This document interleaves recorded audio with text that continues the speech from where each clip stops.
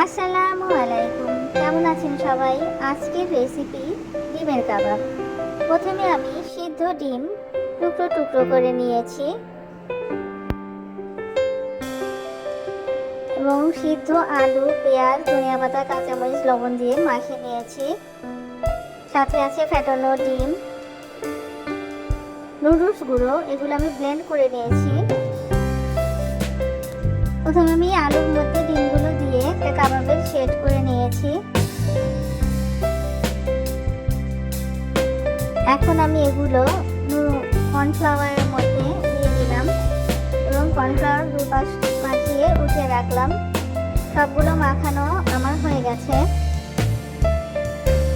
এখন আমি এগুলো ডিমে চুবিয়ে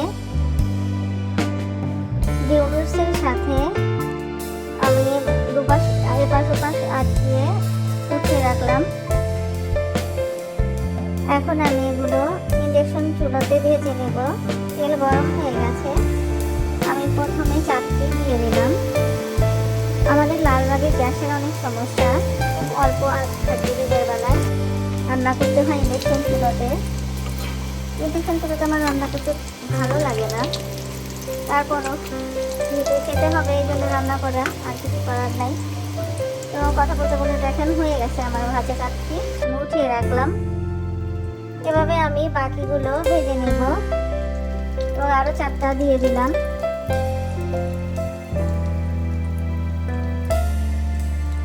সবগুলো ভাজা আমার হয়ে গেছে, উঠিয়ে রাখলাম।